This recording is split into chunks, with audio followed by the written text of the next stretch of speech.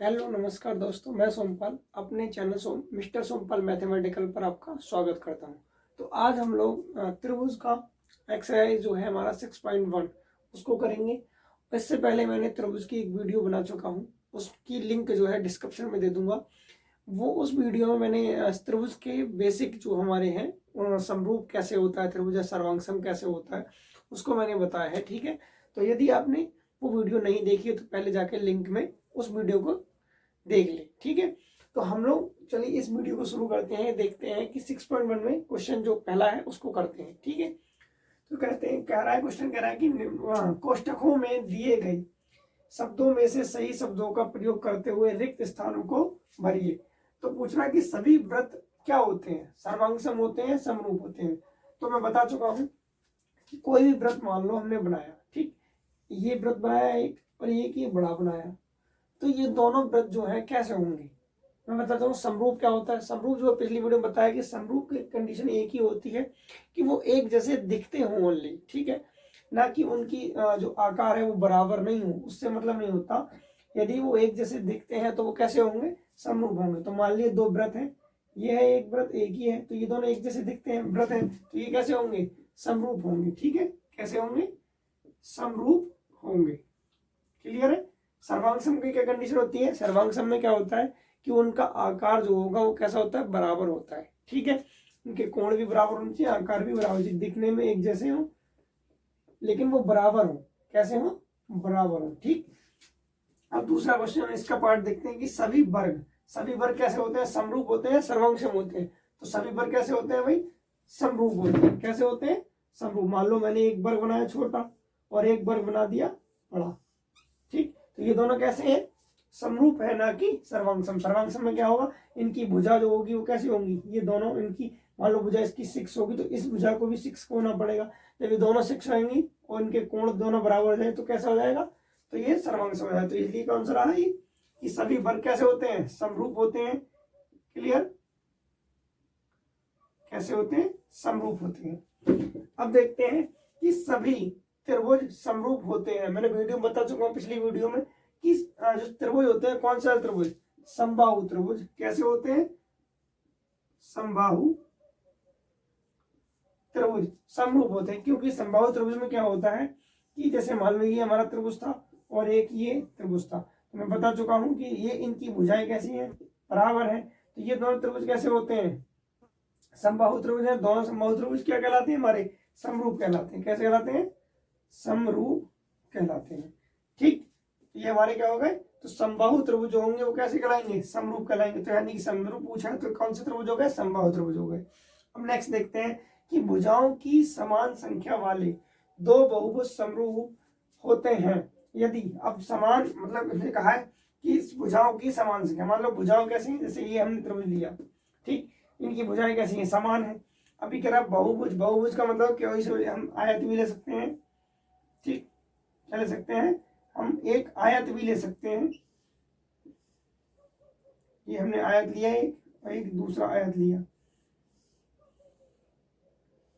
ठीक है। अब ये दो आयत लिए, अब इसने कहा समान बहुभुज मतलब भुजाएं संख्या कैसी है, समान है। और यदि उनके संगत कोण कैसे होते हैं, बराबर होते हैं। कैसे होते हैं, बराबर होते हैं, संगत कोण बराबर होते हैं। ठीक है, और उनकी संगत भुजाएं समान अनुपात में होती हैं, यानी कि समानुपाती होती हैं। ठीक है, तो अब चलते हैं क्वेश्चन नंबर 2 पे। युग्मों के दो भिन्न भिन्न उदाहरण दीजिए। ठीक है, कि जो युग्म है हमारे दे रखे हैं, इनके दो दो उदाहरण देने हैं। तो देखते हैं कि क्या है, समरूप आकृतियां, कि दो समरूप आकृति बतानी है हम। तो मान लेते हैं पहले हमने एक छोटा त्रिभुज लिया, ठीक, तो ये त्रिभुज हमने मान लिया कौन सा है, समबाहु है, और एक 1 सेंटीमीटर का है। ये 1 सेंटीमीटर भुजा, 1 सेंटीमीटर, और ये भी 1 सेंटीमीटर। क्लियर है। एक मैंने समरूप त्रिभुज लिया जो कि बड़ा है, ठीक, ये कौन सा त्रिभुज है, समबाहु त्रिभुज, जो मान लिया मैंने 2 सेंटीमीटर का है। ठीक है, तो ये हमारे त्रिभुज कैसे हो गए, समरूप हो गए। ठीक, अब दूसरा उदाहरण देना है इसका। तो दूसरा उदाहरण मान लेते हैं हम, एक वर्ग लिया हमने, इसी का दूसरा उदाहरण है एक हमने वर्ग लिया, ये मान लिया ये 1 सेंटीमीटर का था, ठीक है। और एक दूसरा बड़ा वर्ग लिया,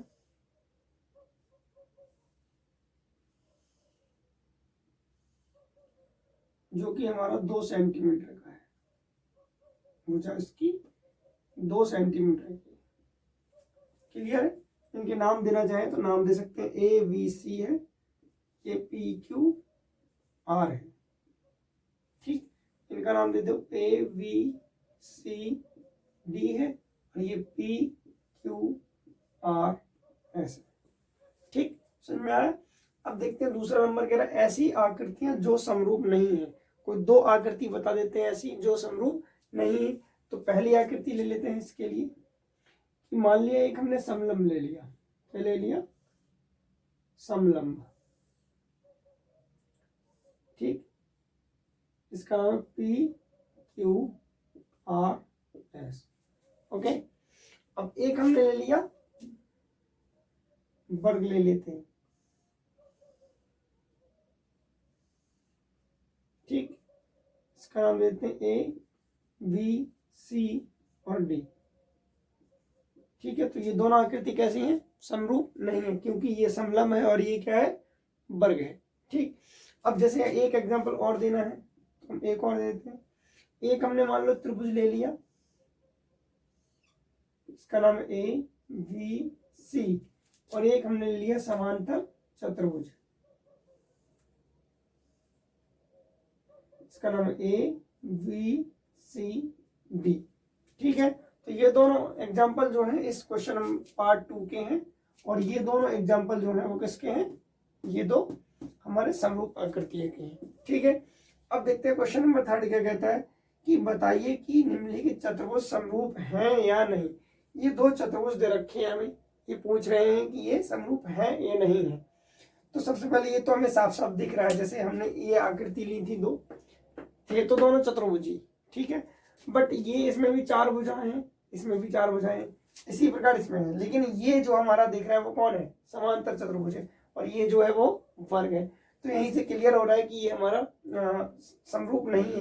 लेकिन हम इसको और क्लियर कर लेते हैं, तो जानते हैं कि इसकी भुजा देखते हैं, इसकी भुजा देख लेते हैं कि समान अनुपात में है नहीं है, और कोण होने चाहिए बराबर, ठीक। 2 कंडीशन बताई थी मैंने कि जब भी कोई 2 त्रिभुज समरूप होते हैं, कोई 2 आकृतियां समरूप होती हैं, तो उनके कोण बराबर होने चाहिए, और उनकी भुजाएं जो होनी चाहिए समान अनुपात में होनी चाहिए, संगत भुजाएं समान अनुपात में, और संगत कोण बराबर। तो इसकी भुजा देते हैं एस आर, ठीक है। तो एस आर बटे डी सी, ठीक। दूसरी भुजा लेते हैं आर क्यू बटे सी वी, ऐसे ही हम इसकी भुजा निकाल लेते हैं पी क्यू बटे ए बी, और एक भुजा निकाल लेते हैं हम पी एस बटे ए डी, पी एस बटे ए डी। अब देखते हैं ये समान अनुपात में है, फिर इसके कोण बराबर देखेंगे। तो ये हमारी 1.5 थी, और ये हमारी 3 थी, ठीक है। पॉइंट आएंगे, 0 आएंगे, 15 दूनी 30, कितना आ गया? 1/2।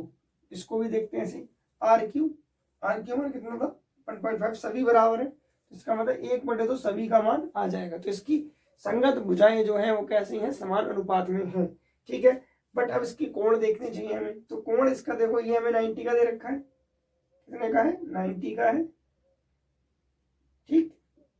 बट इसके कोण जो कि समांतर चतुर्भुज है उसके कोण क्लियर नहीं होते हैं कि कितने का होता है, ठीक है। तो यहाँ से हमें क्लियर होता है कि इसके 90 के कोण है, इसके कोण हमें क्लियर नहीं है, पता नहीं है। तो यहाँ से हमें साफ साफ पता चल गया कि त्रिभुज जो चतुर्भुज जो है वो कैसे हैं? समरूप नहीं है। उम्मीद करता हूँ आपको ये समझ में आया होगा। नेक्स्ट वीडियो हम देखेंगे 6.